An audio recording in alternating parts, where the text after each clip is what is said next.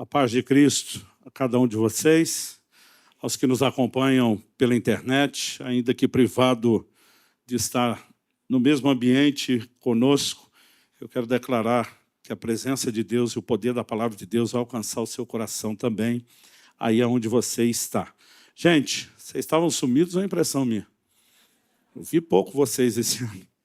Uma alegria estar de volta, uma alegria servir essa casa.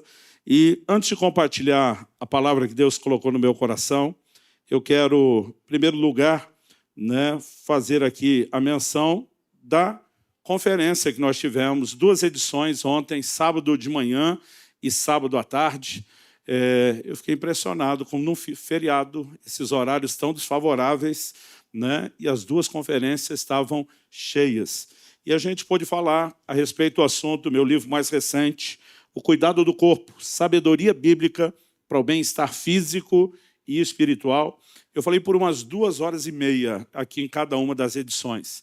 E a ideia, como falamos, é mostrar a importância do assunto na perspectiva bíblica, não só médico-científica, e, à medida que a gente, de alguma forma, realça a importância, encorajar as pessoas a se aprofundarem mais, a lerem o livro, não apenas para terem mais informação, mas, como diz Romanos 12, transformai-vos pela renovação da mente. Ninguém muda comportamento se não mudar primeiro valores. E esse conjunto de ensinos tem um propósito, ajudar na mudança de valores. Mas mesmo aqueles que vieram, que foram encorajados, já saíram com os livros, eu quero reforçar isso, e aqueles de vocês não puderam participar, eu quero incentivar você. No final, nós vamos estar disponibilizando um combo com os 2 livros do evento. O outro foi escrito pelo meu médico, o Dr. Aldrin Marshall. Eu fiz só uma pequena ponta como coautor. Foi a pessoa que mais me ajudou nos últimos 10 anos a entender e implementar mudanças práticas nessa área de saúde. Ele escreveu Rumo aos 120 anos. Como desfrutar a realidade bíblica e científica de uma vida longa e plena. Então, esses 2 materiais estarão à disposição no final da reunião, para que você adquira. Para mim, mais importante do que você adquirir é ler. Aqueles que já tiveram acesso e concordam com a importância da mensagem, nos ajude a espalhá-la, porque essa mensagem está literalmente salvando vidas. O material vai estar à disposição por um preço bem acessível, abaixo do valor de capa. Está parcelando em 10 vezes sem juros. A gente não tem nenhuma intenção comercial, mas tem uma pequena margem ali, que além de você investir no seu crescimento, ajuda também os projetos do nosso ministério. Se você não puder adquirir, e eu sempre explico a diferença do verbo poder e querer, que são bem distintos. No caso de alguém, pastor, eu quero ter acesso à mensagem, eu não posso pagar, memoriza aí uma senha que você vai ter que usar lá no final, no estande. É só dizer para quem estiver lá atendendo, diante de Deus eu não posso pagar esse valor que está aí. Eles vão acreditar em você, não precisa dar atestado de dificuldade, explicar por que não pode. Eles só vão te fazer uma pergunta de volta. Quanto é que você pode? Alguma coisa nós vamos tentar tirar de você.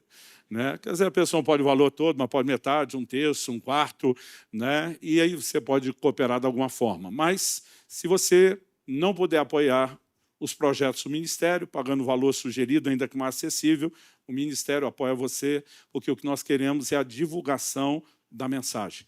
Mas só o que você vai economizar de comida já justifica o investimento do livro, sem contar o resto. Então, fica o encorajamento, e, no final, eu provavelmente devo lembrá-los disso. Abra sua Bíblia, por gentileza, no livro de Eclesiastes, no capítulo 11, e nós vamos ler o versículo 9 e 10, e, na sequência, a continuação, que é o verso 1 do capítulo 12.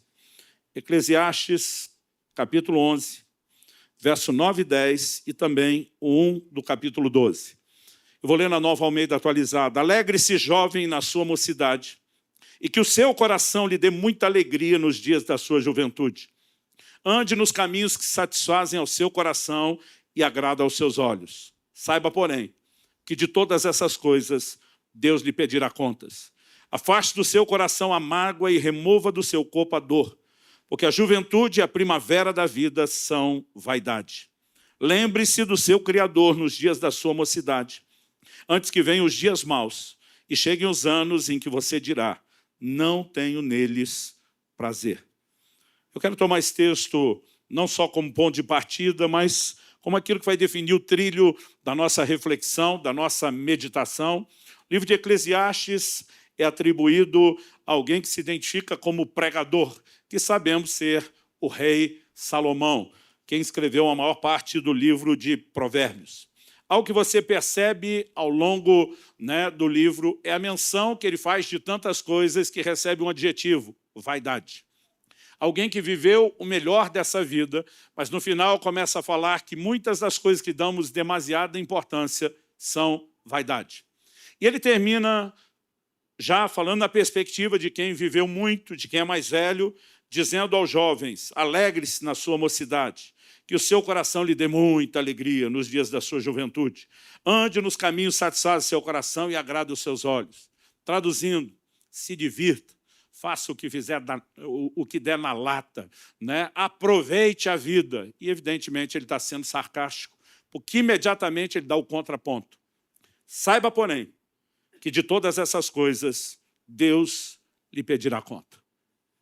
A sabedoria bíblica sempre nos mostra a importância de não ser consequentes e lembrarmos que um dia haverá um fim e, nesse final, a prestação de contas. Aliás, os últimos 2 versículos do livro, que estão exatamente no capítulo 12, que a gente leu só o começo, e daqui a pouco nós vamos ler mais um pedaço do miolo dele. O verso 13 e 14 de Eclesiastes 12 diz: de tudo que se ouviu, a conclusão é essa: tema a Deus e guarde os seus mandamentos, porque isso é o dever de cada pessoa. Porque Deus há de trazer a juízo todas as obras, até as que estão escondidas, quer sejam boas, quer sejam más. Ele está dizendo, no final das contas, do frigir dos ovos, como dizia a geração de meus pais, o que importa é se você, de fato, temeu a Deus, guardou os seus mandamentos e se lembrou, na hora de fazer a escolha de temê-lo e guardar seus mandamentos, de que ele vai trazer a juízo todas as obras, mesmo as que estão escondidas. Não importa se sejam boas ou se sejam más. Então, algo que eu encontro nessa mensagem do livro de Eclesiastes é um chamado àqueles que estão ainda no início da vida, talvez com a grande probabilidade de cair na armadilha de viver o momento, a considerar o que vem depois. Então ele diz, lembre do seu Criador agora, nos dias da mocidade, antes que cheguem os maus dias em que digas, não tenho neles prazer. Daqui a pouco nós vamos ver que ele está falando do envelhecimento, da reta final da vida, aquela que antecede a morte. E, basicamente, ele classifica no verso 10, a juventude e a primavera da vida são vaidade. Eu acho interessante a juventude ser comparada justamente, chamada dessa forma, primavera da vida. De todas as estações, a primavera, ela indiscutivelmente é a mais bela, um dos climas mais agradáveis. Você nem tem o frio do inverno, nem o excesso de calor do verão. Talvez seja considerada aí por muitos a melhor das estações, mas por mais bela que seja, passa depressa. E basicamente é isso que a Bíblia está falando, a respeito da juventude e de tantas coisas. Interessante que os mais velhos sempre tentam alertar os mais novos, e os mais novos insistem em achar que os mais velhos estão exagerando. Essa é a dinâmica da vida. Quando meus filhos nasceram, cada um deles, os mais velhos me abordavam, pais de filhos mais velhos, diziam, aproveite que passa depressa. E eu ficava aborrecido de ouvir isso. Eu pensava, esses pais recalcados, não curtiram o filho dele, agora ficam projetando frustração em cima da gente. Pense em alguém que curtiu cada momento dos filhos.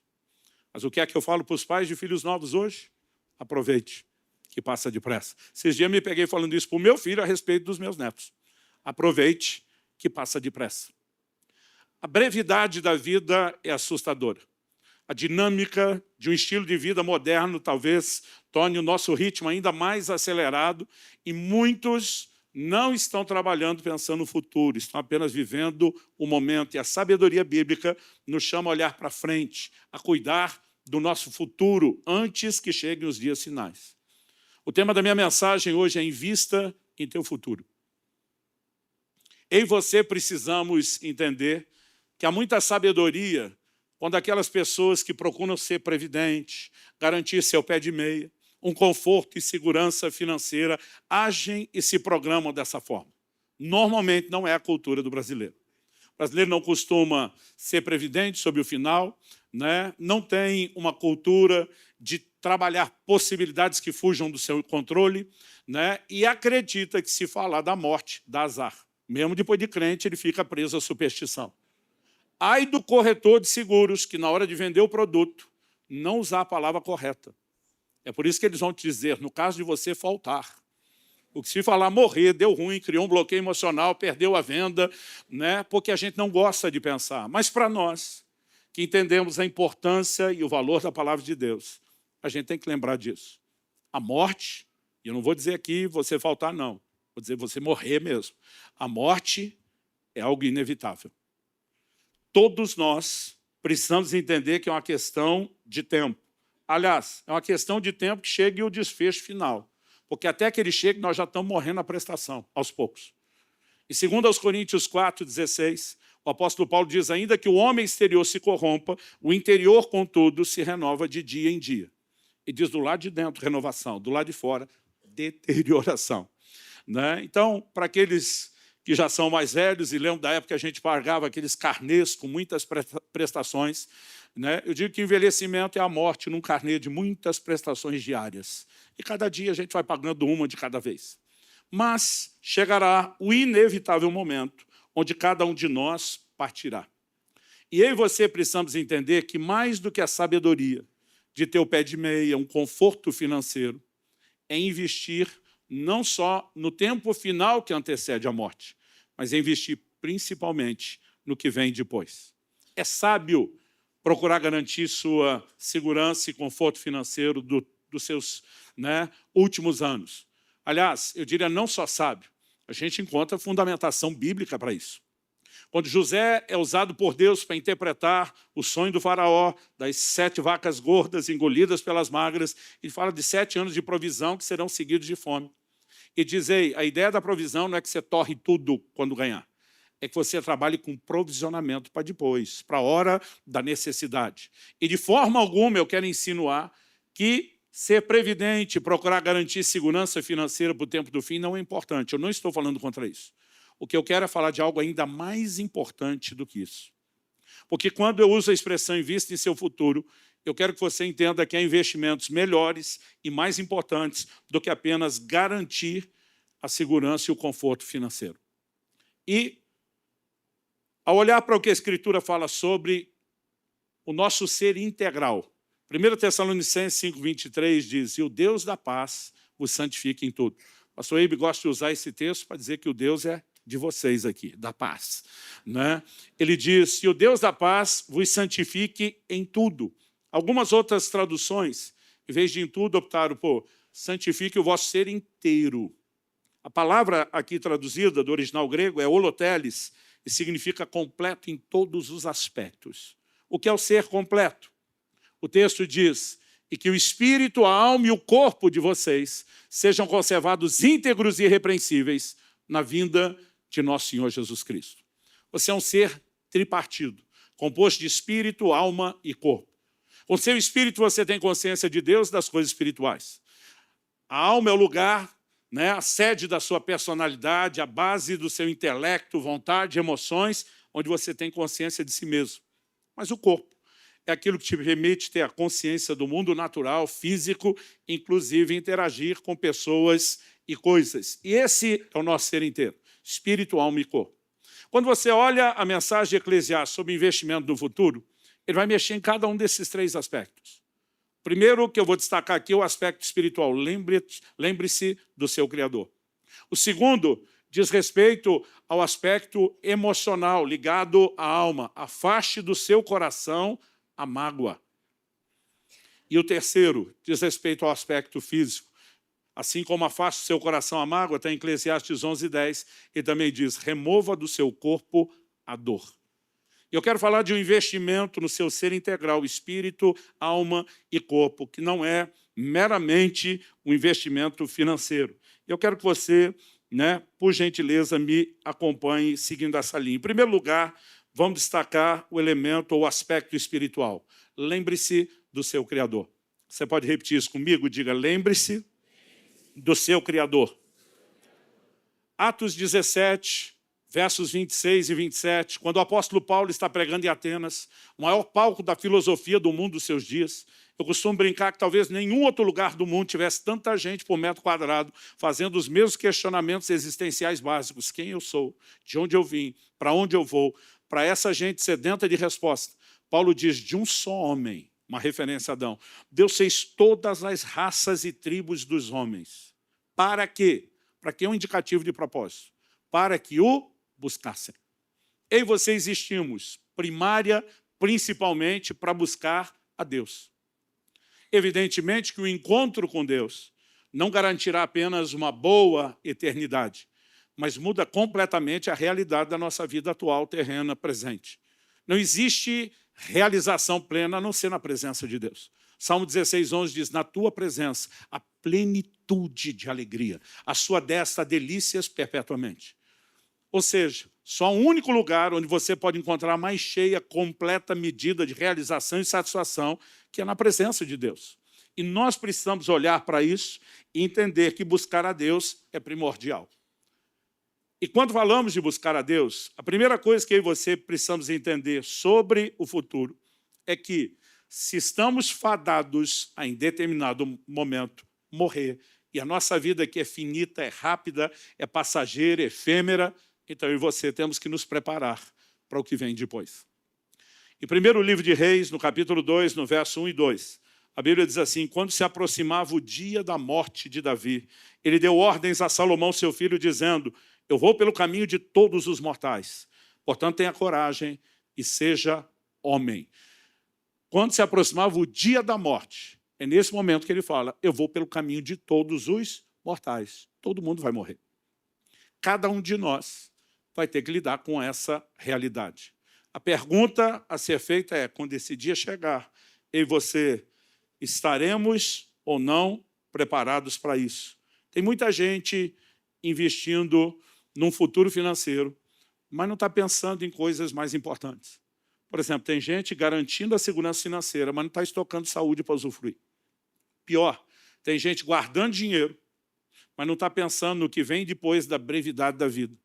O Senhor Jesus, no Evangelho de Lucas, no capítulo 12, ele fala no verso 19 de um rico insensato que diz, então direi à minha alma, você tem depósito muitos bens para muitos anos, descanse, coma, beba e aproveite a vida. Tipo, você está garantido, agora é só aproveitar e curtir. O texto continua, vou ler até o 21, mas Deus lhe disse, louco, essa noite lhe pedirão a sua alma, e o que você tem preparado para quem será? Assim é o que ajunta tesouros para si mesmo, mas não é rico para com Deus. Não há nenhum problema em juntar tesouros para si. O problema é que tem gente que foca só nisso e não está investindo no maior tesouro, que é ser rico para com Deus. O próprio Jesus questiona em Marcos 8:37, de que adianta uma pessoa ganhar o mundo inteiro e perder a sua alma? De novo, sem subtrair a importância de uma segurança financeira. Nada do que você juntar nessa terra vai te acompanhar depois. Essa é a razão pela qual você nunca verá um caminhão de mudança seguindo um cortejo fúnebre. Os faraós tentaram isso na antiguidade, né? Mas muitos e muitos séculos depois, várias dessas tumbas foram descobertas e todo tesouro estava lá, não tinha tido uso para absolutamente nada. Eclesiastes, capítulo 5, verso 15, diz, como saiu do ventre da sua mãe, a saber, nu, assim voltará, indo-se como veio, e do seu trabalho nada poderá levar consigo. Em 1 Timóteo 6,7, o apóstolo Paulo diz, nada trouxemos para o mundo, nem coisa alguma podemos levar dele. Então, ainda que haja sabedoria em ter certo conforto, eu e você precisamos pensar além disso.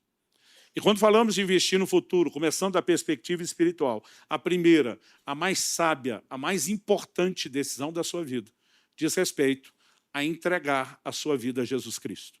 Abraçar pela fé o plano de salvação eterna por ele oferecido.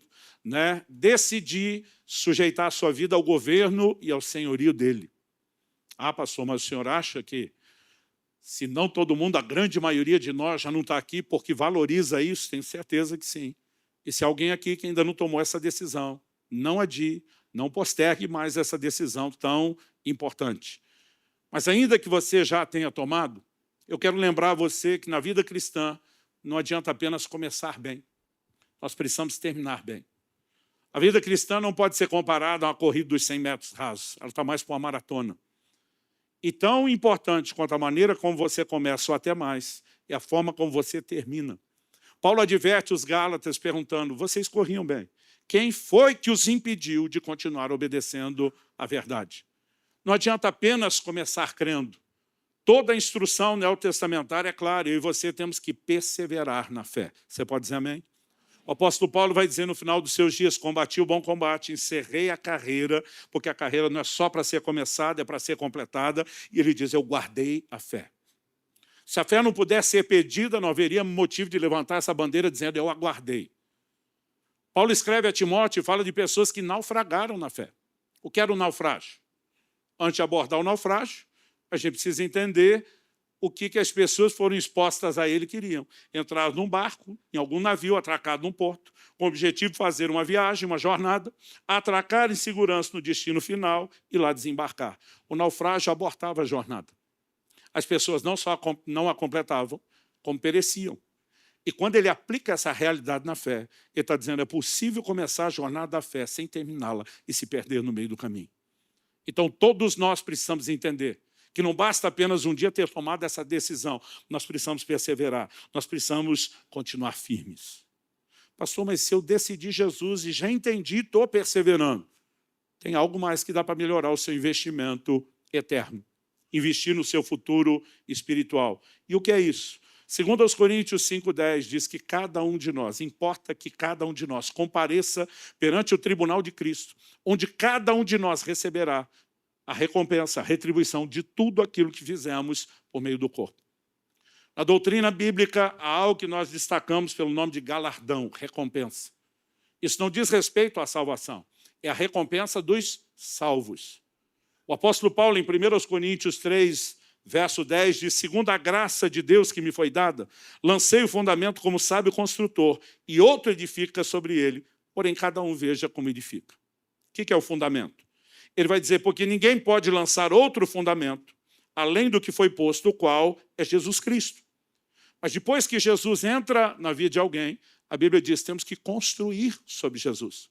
Não é um acréscimo do Evangelho, mas diz respeito ao desenvolvimento da vida cristã. Então ele diz, se o que alguém edifica sobre o fundamento, que é Cristo, é ouro, prata, pedras preciosas, madeira, feno ou palha, a obra de cada um se tornará manifesta, pois o dia a demonstrará. Porque será revelada pelo fogo, e o fogo provará qual é a obra de cada um. Se aquilo que alguém edificou sobre o fundamento permanecer, esse receberá recompensa. Se a obra de alguém se queimar, esse sofrerá dano. Porém, ele mesmo será salvo, mas como que através do fogo. Não é um julgamento de salvação. Todo mundo vai chegar lá, já tem um fundamento que é Cristo, salvação garantida. Mas a pergunta é, cada um veja como edifica sobre ele. Como ou o que você construiu sobre o fundamento? Ele fala de um tipo de construção, madeira, feno e palha, que não só revela falta de excelência, mas materiais que perecem no contato com o fogo.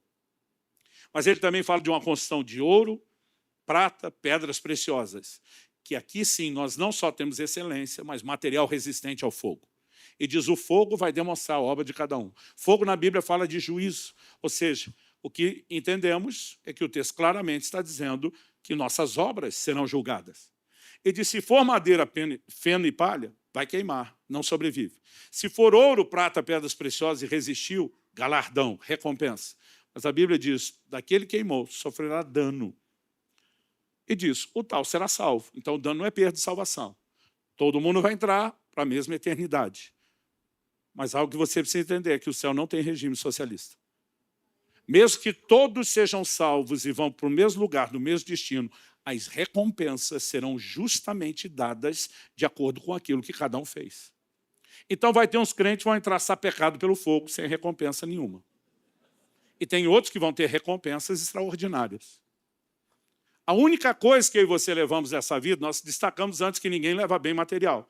Mas Apocalipse 14:3 diz, então ouvi uma voz do céu dizendo, escreva, bem-aventurados os mortos que desde agora morrem no Senhor. Sim, diz o Espírito, para que descansem das suas fadigas, pois as suas obras os acompanham.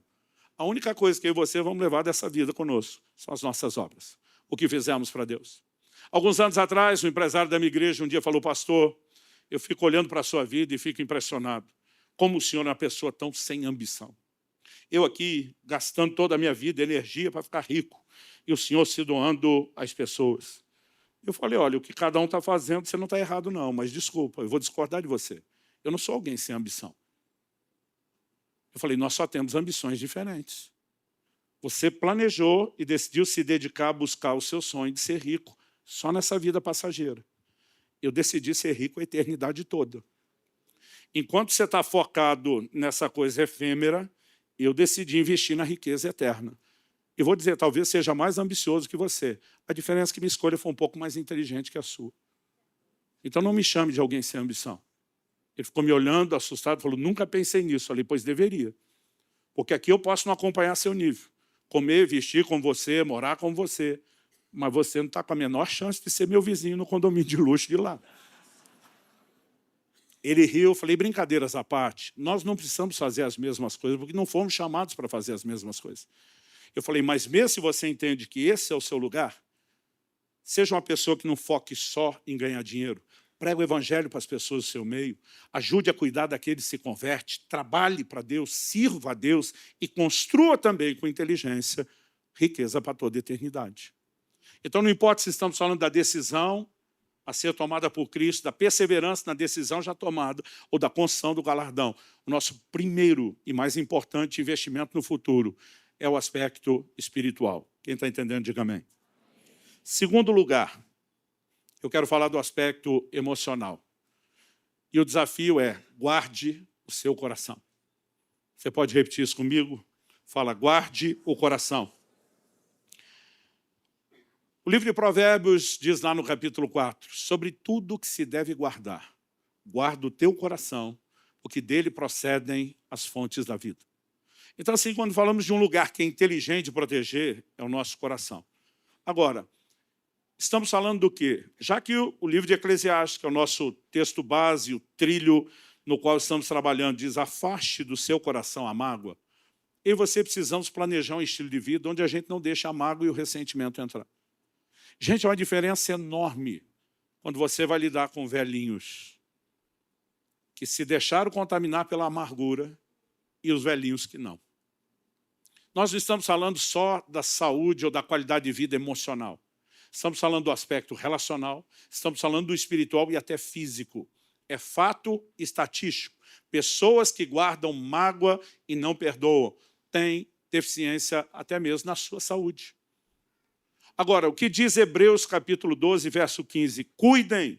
Esse cuida é presta atenção, vigia, abre os olhos, fique esperto. Cuidem para que ninguém fique afastado da graça de Deus. Outra tradução diz que ninguém se prive da graça de Deus. E que nenhuma raiz de amargura brotando cause perturbação e por meio dela muitos sejam contaminados. Quando a amargura brota, primeiro ela está no nível do coração de alguém e perturba só a pessoa. Mas quando brota e o problema transborda, começa a contaminar todo mundo em volta.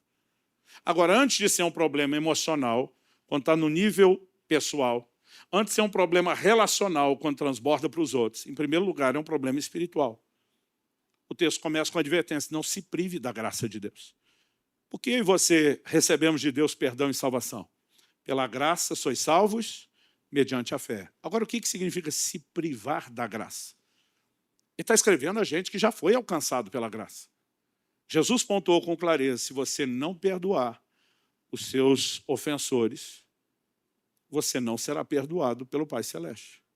Aí alguns pensam assim, então se eu não perdoar, daqui para frente eu posso não ter mais perdão, mas talvez de trás está garantido. Será? Na parábola do credor incompassível de Mateus 18, Jesus disse que o rei que perdoou um servo que não quis perdoar o seu conservo, ele revogou o perdão dado. Ou seja, a primeira desconexão, que deveria ser assustadora para qualquer um, é a desconexão espiritual e com Deus. Mas, além disso, vai te gerar um problema emocional, vai gerar problema relacional, pode trazer dano à sua saúde. Afaste do seu coração a mágoa. Gente, quanto mais vivemos, maior é a probabilidade de nos machucarmos, de nos ofendermos, de nos ferirmos. E eu já estou naquela fase da vida que a gente está observando mais a última metade do que a primeira. Até porque eu comecei muito cedo no ministério. O meu convívio, né, com colegas de ministério sempre foi com gente mais velha, que já caminhou um pouco mais e a gente pode aprender com eles.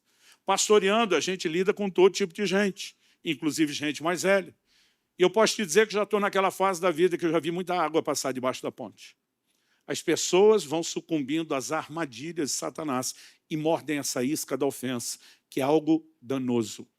Quando nós pensamos num futuro no qual nós devemos investir, nós precisamos aprender, né, a obedecer a orientação bíblica de guardar o coração.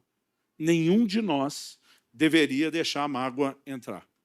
Mas, às vezes, alguma delas fura o bloqueio, o firewall, consegue entrar. Se isso acontecer, no caso dela entrar, aí nós temos que escolher andar no perdão. Colossenses 3,13, suportem-se uns aos outros e perdoem-se mutuamente, caso alguém tenha motivo de queixa contra outra pessoa. Assim como o Senhor perdoou vocês, perdoem também uns aos outros. A base do perdão que oferecemos é o que recebemos de Deus. Todo dia alguém falou para mim, mas fulano merece ser perdoado. Falei, você merecia ter sido perdoado por Deus? Se Deus te perdoa baseado não em mérito, mas em misericórdia, essa é a base do que você vai oferecer. O problema é que isso buga a cabeça da gente. E consciente ou inconscientemente, a maior parte das pessoas luta contra a ideia do perdão porque ele soa injusto. Por isso que eu falei, consciente ou inconsciente. Tem gente que nem percebe o que é tão difícil e tem outros que protestam. A pessoa fez o que quis para mim e agora fica por isso mesmo. Cadê a justiça do assunto? Aí a primeira coisa que a gente tem que lembrar às pessoas é, ei, Deus não está preocupado só com o seu ofensor. Porque na cabeça de quem está sendo exortado a perdoar, parece que Deus ama o ofensor, mas não ama ela. Está preocupado com o outro, mas não consigo. Falei, primeiro, seu perdão ou a falta dele não vai mudar muito a vida do seu ofensor, mas vai mudar a sua. E Deus está preocupado com você. Na sabedoria dos antigos, eles diziam, guardar ressentimento é como beber um pouco de veneno todo dia esperando que seu ofensor morra. Você está se destruindo sem fazer mal nenhum a ele. E o Deus que ama você, tanto quanto ama seu ofensor, quer guardar você dos danos da mágoa. Nós precisamos olhar pelo filtro e a perspectiva correta.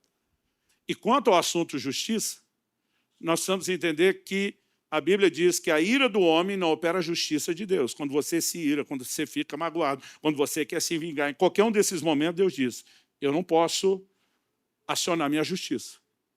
Agora, a Bíblia diz em 1 de Pedro 2, que Jesus se entregava àquele que julga retamente. Quando ultrajado, não revidava com ultraje. Quando difamado, não difamava, mas se entregava ao que julga retamente. Em outras palavras, eu não me defendo, eu não ataco, eu não tento produzir a minha justiça, eu me entrego ao que é justo. Como ele vai tratar com a pessoa que me ofendeu e eu perdoei, é problema dele. Mas tenha certeza de uma coisa, nunca faltará justiça. E nós precisamos entender que Deus está preocupado conosco, que é a nossa condição quando nos chama esse lugar de perdão. Gente, a falta de perdão não vai estragar só a sua saúde física, emocional, relacional, prejudicar seu relacionamento com Deus. Além de tudo isso, que já é dano suficiente, e a gente não precisa ser tão inteligente para querer evitar esse combo, nós ainda temos que levar em conta que o ressentimento dá vantagem ao inimigo, a Satanás. 2 Coríntios, capítulo 2, versos 10 e 11, Paulo diz, a quem vocês perdoam alguma coisa, eu também perdoo. Pois o que perdoei, se é que perdoei alguma coisa, eu fiz por causa de vocês na presença de Cristo, para que Satanás não alcance vantagem sobre nós, pois não ignoramos quais são as intenções dele. Efésios 4, 27 fala sobre não dar lugar ao diabo. Pensa numa forma de escancarar o espaço para o ataque maligno, é quando nós mordemos a armadilha, a isca da ofensa. Provérbios 25, 28 diz, como cidade derrubada, que não tem muralhas, assim é aquele que não tem domínio próprio. O que é uma cidade sem muralhas? Sem proteção. Por que está sem proteção? Falta de domínio próprio. Pessoas que se iram, que se magoam, que não conseguem ter controle sobre suas emoções, perdem o muro de proteção. Estão vulneráveis aos ataques de Satanás, que vai levar vantagem sobre a pessoa. Jesus, na parábola do credor incompassivo, diz que o homem que não perdoou seu conservo acabou numa prisão. Evidentemente, ele está falando de algo espiritual, não literal. Em outro momento, Jesus não só fala de alguém sendo lançado à prisão, mas entrega aos verdugos, são torturadores. Para mim, é uma clara referência à ação, poder e influência demoníaca que passarão a acontecer sobre alguém que será literalmente torturado pela falta de perdão. Não existe perspectiva onde você né, possa dizer que é totalmente insensato manter, né, a mágoa e recusar o perdão numa perspectiva que justifique você insistir nisso. E quando falamos de investir no futuro, nós precisamos trabalhar e construir nossa vida sabendo que as probabilidades de ter conflitos aumentam. Mas se guardamos o coração, nós podemos garantir que a mágoa seja afastada. Para ela ser afastada, significa que em alguns momentos ela chegou, mas a gente repulsa, empurra. E eu quero terminar bem lá no meu futuro, lá na frente, com o coração limpo, bem guardado. Espero que você escolha fazer o mesmo.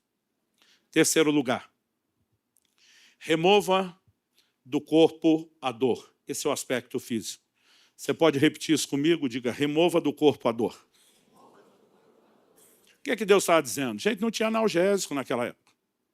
Eles não tinham os comprimidos analgésicos, anti-inflamatório, tudo isso que nós temos hoje. Então, o que Deus estava falando quando ele diz remova do corpo a dor? Em primeiro lugar, nós precisamos entender que o contexto está falando de coisas que podemos e devemos fazer antes de chegar ao final dos nossos dias. Aliás, a gente leu Eclesiastes 12:1, que diz, lembre-se do seu Criador, antes, nos dias da sua mocidade, antes que venham os dias maus, cheguem os anos em que você dirá, não tenho neles prazer. Que dias maus, né? Que anos são esses? Ele está falando do envelhecimento. Se a gente voltar em Eclesiastes 12, eu quero ler agora na NVI, a nova versão internacional, ele vai dizer que nós temos que se lembrar do Criador. Verso 2. Antes que se escureçam o sol e a lua e as estrelas, e as nuvens voltem depois da chuva. O que ele está falando aqui? Antes que se escureça sol, luz, lua, estrelas. Perda da visão. Muita gente vive na velhice. E as nuvens voltem depois da chuva. O que é a nuvem voltar depois da chuva?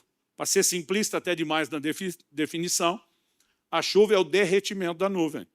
Terminou de chover, não vai ter mais nuvem. Por que ela voltou depois? Está falando da falta de visão, incapacidade de ver a luz. E tudo continua embaçado. Ou seja, as nuvens não vão mais embora. Verso 3. Quando os guardas da casa tremerem e os homens fortes caminharem curvados. Quando pararem os moedores, por serem poucos, e aqueles que olham pelas janelas enxergarem embaçados. Os que olham pela janela enxergarem embaçados, de novo, está falando da visão, como foi dito no verso anterior. O que são os guardas da casa? Olha para cá. Algumas traduções já explicam. Quando os guardas da casa, os seus braços. Aí ele diz, e os homens fortes, outras traduções falam das colunas, pernas. Ele diz, caminharem curvados. Tremerem e caminharem curvados. Perda de força e de massa muscular. Quando pararem os moedores por serem poucos. A perda dos dentes, numa época que não tinha prótese dentária, nem implante. E aqueles que olham pelas janelas, enxergarem embaçado, já explicamos. Verso seguinte, 4. Quando as portas da rua forem fechadas e diminuir o som da moagem, perda de audição. Quando o barulho das aves o fizer despertar, mas o som de todas as canções parecer fraco para você. É o paradoxo. O som das canções está fraco, você não entende direito, mas qualquer som de ave te desperta, sono leve. Não ouve o barulho da moagem nem a música. Aquilo que você quer ouvir não consegue, mas o que não quer te acorda. Vamos continuar, verso 5. Quando você tiver medo de altura e dos perigos da rua, perda de equilíbrio, ele diz na sequência o seguinte, quando florir a amendoeira, muitos entendem que isso é uma alegoria aos cabelos que estão branqueando. O gafanhoto for um peso, é muita falta de força. E o desejo já não se despertar. Isso eu não faço ideia do que seja. Pelo riso, todo mundo sabe o que significa. Aí ele continua e diz assim, então o homem se vai para o seu lar eterno, e os pranteadores já vagueiam pelas ruas. Sim, lembre-se dele, verso 6, de quem? Do Criador. Antes que se rompa o cordão de prata ou se quebre a taça de ouro, antes que o cântaro se despedace junto à fonte, a roda se quebre junto ao poço, o pó volte à terra de onde veio e o espírito volte a Deus que o deu. Então, todo o destaque é lembra do Criador antes de todo o processo de envelhecimento que vai diminuir muito das suas habilidades e capacidades. Mas, pastor, isso tudo não é inevitável? Se fosse tudo inevitável, por que é que o conselho, antes de entrar nesses detalhes, seria: remova do seu corpo a dor? Há coisas que eu e você podemos fazer que vão amenizar o impacto de todos os sintomas do envelhecimento. Eu não tenho tempo para trabalhar tudo de forma detalhada, mas 1 Timóteo, capítulo 4, verso 7, diz: exercita-te pessoalmente na piedade. Depois ele diz: pois o exercício físico tem pouco proveito. A piedade, porém, para tudo é proveitosa, porque tem a promessa da vida que agora é e da que há de vir. Só me ajuda, eu falei de exercício físico antes? No início dessa reunião, no quarto culto, eu já estou misturando as coisas. Eu acho que não. De vez em quando, as pessoas me questionam, porque ultimamente estou falando bastante dessa questão do cuidado do corpo. E os médicos e a ciência estão apontando que o sedentarismo é o novo tabagismo. Assim como anos atrás todo mundo fez vista grossa para o tabagismo, acreditava que aquilo representava status, que não era problema, e a conta mal começou a chegar. A gente vê que nós estamos assim completamente ingênuos aos danos do sedentarismo. Seu corpo foi criado e desenvolvido por Deus para ter movimento. E a falta de movimento gera atrofia muscular. Você sabe qual é uma das maiores causas de morte não natural na velhice? Queda. Ah, pastor, morre do tombo? Não. Das implicações e consequências. Fratura de um fêmur, de um quadril, dificuldade de calcificação, uma coisa levando a outra, e os dias de gente que já não tinha cedido a diabetes, ao AVC, ao câncer, poderia ter durado mais, são encurtados. Uma das causas principais de morte não natural na velhice, queda. Por que isso acontece tanto? Porque a partir dos 30 anos de idade começa um processo, com outros mais tarde, mas com muitos já antes, imperceptível, talvez na primeira década, chamado sarcopenia, perda de massa muscular. Então, as pessoas vão tendo encolhimento, uma atrofia dos músculos, perda do tônus, da força, consequentemente, do equilíbrio. Ah, pastor, mas sem envelhecimento é inevitável. Esse é o ponto.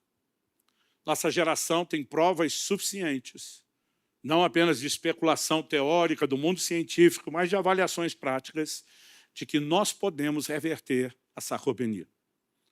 E a razão principal de tanta perda não é mero envelhecimento, é mudança de comportamento. Porque vai passando dos 30, principalmente depois dos 40, nós vamos adotando um padrão de conforto para o final da vida, da lei do mínimo esforço, e joga o trabalho pesado para os mais novos. E qualquer corpo sem estímulo vai ter atrofia muscular. Você sabe que os cientistas da área da longevidade estão mapeando no mundo inteiro o que eles chamam de zonas azuis, sabia disso? São as maiores concentrações de centenários no mundo, gente que passou dos 100 anos. E começaram a mapear as tais das zonas azuis para estudar o que é que esse povo tem, o que é que eles estão vivendo, que pode ser reproduzido intencionalmente e nos ajudar a viver mais. Depois de mapear as singularidades de cada lugar, eles começaram a comparar o que se repete. E um dos elementos que está em quase todas as zonas azuis, pernas fortes. O que ajuda a evitar o motivo principal de morte não natural, que é queda. Pelos mais diversos motivos. Em Okinawa, no Japão, as pessoas não sentam em cadeira. Elas agacham e levantam o dia inteiro, faz todo tipo de trabalho agachadinho. Dá até uma agonia, você vê alguém cuidando do jardim ou da horta, mas as pernas fortes estão lá. Quando você chega na Sardenha, na Itália, ninguém senta no chão, todo mundo senta em cadeira. Mas é um lugar de ladeiras, subidas, descidas, escadas, e as pernas fortes estão lá. E o desenho vai se repetindo. Então, não importa se estamos falando de ir à academia ou não, mas se você se mantém ativo fisicamente, você pode evitar muita coisa.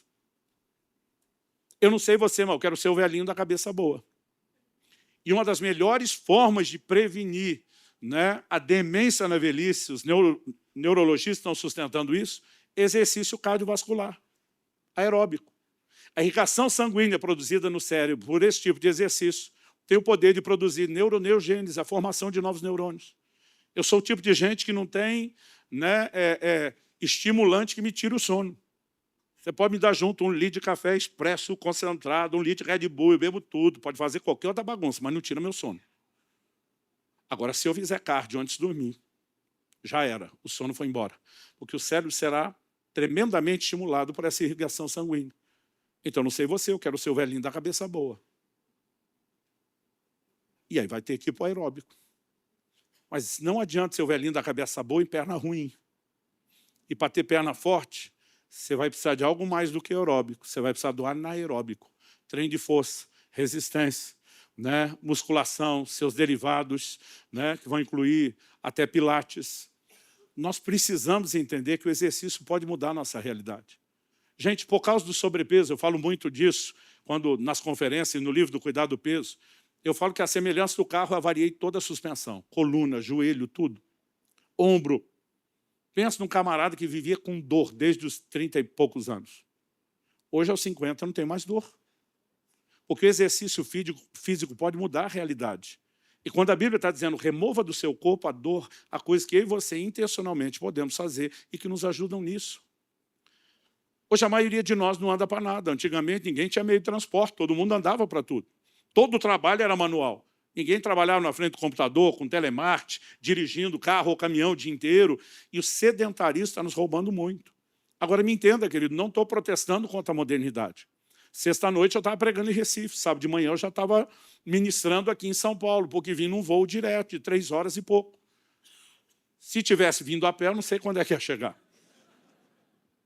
Eu não fico aborrecido com todo esse tempo que eu economizo com a modernidade. O problema é a gente conseguir salvar tanto tempo no transporte e depois dizer que não tem tempo para exercitar. Alguma coisa de errado nós estamos fazendo para não ter tempo para aquilo que é essencial. E nós precisamos fazer isso não apenas para ter a saúde agora, honrar e glorificar a Deus agora, mas um investimento no futuro. Tem gente guardando dinheiro para a velhice, mas não está estocando saúde para usufruir. E a gente vai ter que fazer algo a respeito. A Bíblia já falava numa linguagem que não era com o nível de conhecimento que nós temos hoje, já falava de coisas que a ciência está descobrindo agora. Algo que os médicos estão falando muito é de idade cronológica e biológica. Quando Caleb disse para Josué, na hora de entrar na Terra Prometida, ele disse, minha força hoje, aos 85 anos, para guerrear, para lutar, é a mesma de 40 anos atrás. O que ele está dizendo? Idade biológica, cronológica, 85. Idade biológica, 45. Força e vigor de um homem de 40 anos mais novo. Hoje em dia nós estamos vivendo o contrário. A gente chega na idade cronológica, 45, idade biológica de 85.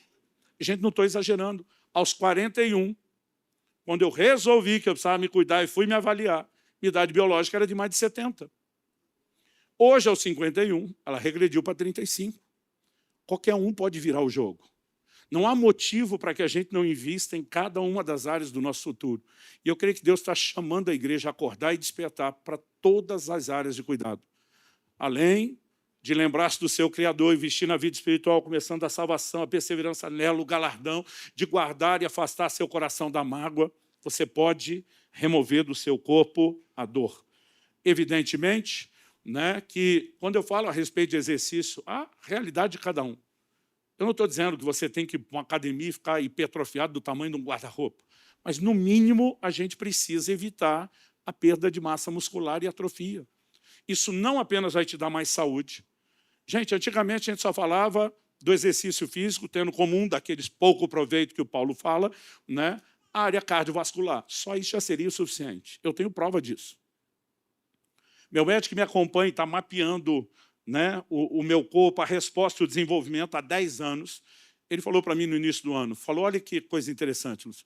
Quando você mudou a quantidade de comida, você baixou peso, melhorou nisso, nisso, naquilo. Quando você melhorou a qualidade do alimento, você saiu dos marcadores de inflamação para os de saúde. Quando você passou a dormir e descansar, você saiu daquele nível absurdo de estresse que você permanecia. Quando você passou a praticar jejum prolongado, intermitente, né, com regularidade, sua resistência insulínica foi embora, melhorou. Então, ele foi falando, olha, cada ajuste produz um grupo de benefícios, mas não é um ou outro. A inteligência é ir somando tudo. Mas ele falou, desses 10 anos, eu tenho um grupo de melhora seu, que aconteceu só de 3 anos para cá. Ele falou isso comigo no início do ano. Aí, ele me pergunta, o que é que mudou de 3 anos para cá? Eu falei, exercício. E foi só depois que eu fiz uma cirurgia na perna que eu tive condições de começar a me exercitar. Foi a última área que eu arrumei. Ele falou, pois olha isso aqui, quantos quilos você perdeu de gordura? Quantos quilos de massa muscular você ganhou? Mas ele falou, o que mais me alegra está aqui.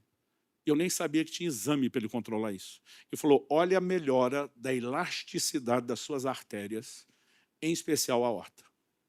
Eu falei, eu nem sabia que tinha como controlar isso. Ele falou, isso aqui é você antes. Mesmo depois de todos os benefícios dos primeiros 7 anos, você ainda tinha alguns gatilhos de derrame e infarto que corria o risco de acontecer. Ele falou, olha você aqui hoje, em vez de estar tudo vermelho, tudo verde. Ele falou, você está completamente blindado.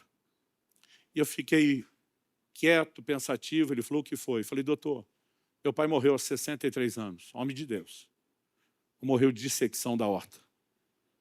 Se o que o senhor está falando é verdade, se meu pai estivesse malhando metade do que eu me exercito hoje, então ele poderia estar curtindo os bisnetos hoje. Ele olhou para mim e falou, muito provavelmente. Ele falou, e se você não tivesse começado a fazer, talvez você teria o mesmo problema antes da idade dele. A gente pode afetar isso, mas é só a saúde cardiovascular? Não, gente, é tudo. Tem um monte de crente confundindo hormônio com demônio. É sério, tem depressão sendo curada em academia. Porque 3, não estou dizendo que é todo tipo, mas tem 3 dos hormônios ligados ao prazer. Endorfina, serotonina, dopamina, que são ativados com exercício físico. Imagina, não mexe o corpinho para nada. E é difícil ter o prazer fisiológico que poderíamos estar tendo. Os estudos estão apontando que quem tem mais massa muscular, músculo desenvolvido, tem melhor recuperação de qualquer enfermidade ou trauma, desde queimadura, câncer, covid, o que for. Por uma lógica simples, seu corpo vai quebrar proteína do músculo para socorrer a área necessitada. Ou seja, quem tem mais músculo tem reserva de saúde. O intestino hoje é considerado o órgão principal para garantir sua imunidade. O tecido muscular é o segundo. Aí a pergunta é, o que é que nós estamos fazendo para investir nesse futuro? Eu quero chegar lá bem, mais do que com um pé de meia garantido.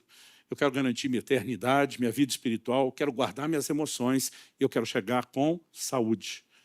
E a gente tem levantado essa bandeira para provocar cada pessoa a responder dessa mesma forma. Você recebe essa palavra?